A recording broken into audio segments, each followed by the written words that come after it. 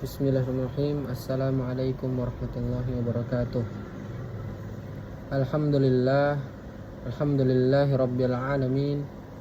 Assalatu wassalamu ala asrafil anbiya'i wal mursalin, sayyidil mursalin, khataman nabiyyin, sayyidina wa maulana Muhammadin wa ala alihi wa sahbihi ajma'in, amma ba'd.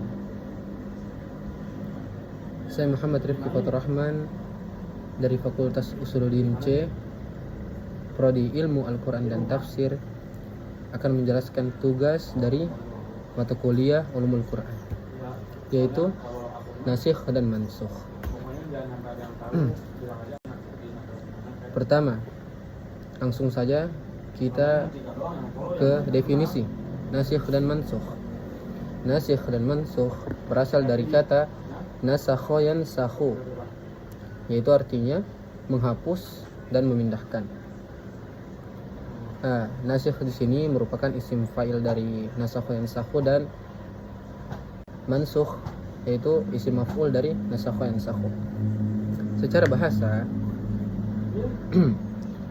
nasikh dan mansukh adalah izalatus syai' wa i'damihi, menghilangkan dan meniadakan sesuatu.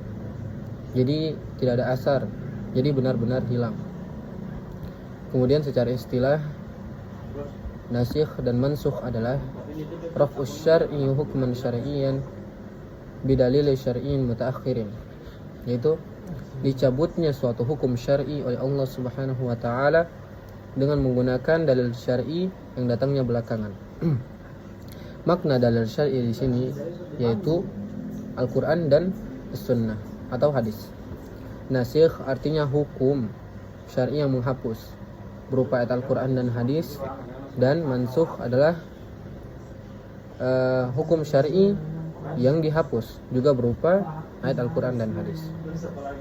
Macam-macam nasikh dan mansukh di sini terbagi menjadi 3. Yang pertama, naskhut tilawah au rasmi wa baqa'il hukmi, yaitu penghapusan ayat namun hukumnya masih ada, hukumnya tetap berlaku.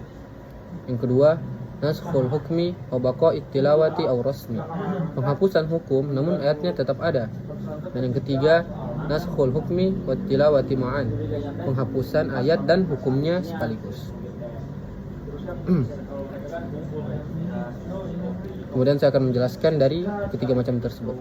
Yang pertama, naskhul rasmi, yaitu dihapus bacaannya saja namun hukumnya masih berlaku.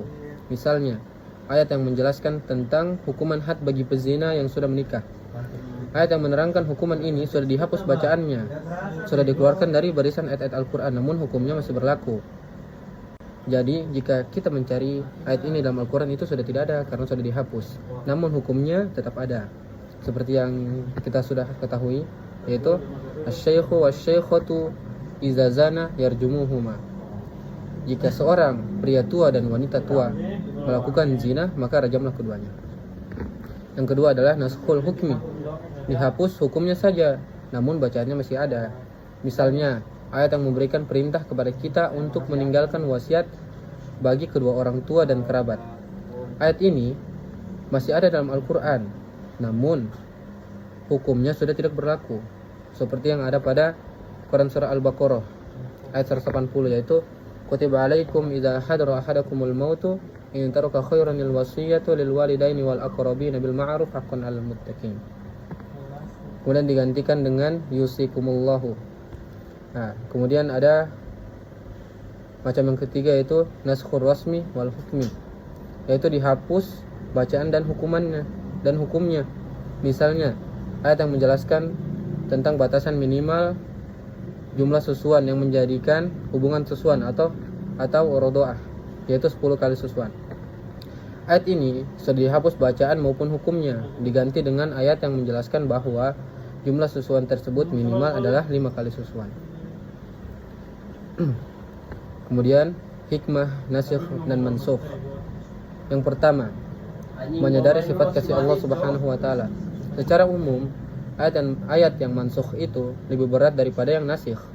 Hal ini menunjukkan bahwa syariat Nabi Muhammad merupakan syariat yang paling ringan. Namun, ada kalanya ayat yang nasikh itu lebih berat. Dalam hal demikian, Allah telah menyediakan pahala yang lebih besar. Hal ini menunjukkan sifat Allah yang Ar-Rahman dan Ar-Rahim. Kemudian yang kedua yaitu syariat Islam itu fleksibel. Dengan memahami mansuh dalam Al-Quran ini pula, kita menyadari bahwa hukum Allah itu tidak bersifat kaku, namun dinamis dan selalu berkembang. Yang ketiga, relasi syariat dan dakwah. Hal ini sangat penting untuk kita mengerti bahwa syariat Islam itu bagian dari strategi dakwah juga. Syariat dan dakwah merupakan saudara kandung yang lahir dan tumbuh secara beriringan, bahkan tidak bisa dipisahkan. Keduanya saling menjaga, saling memberi, dan saling menguatkan. Mungkin sekian dari saya. Jazakumullahu khairan kasiran. Jika ada kata-kata yang salah, itu datangnya dari saya dan mohon dimaafkan. Dan jika ada kebenaran, itu semata-mata karena Allah Subhanahu wa taala. Syukran ala husni ihtimamikum. Wassalamualaikum warahmatullahi wabarakatuh.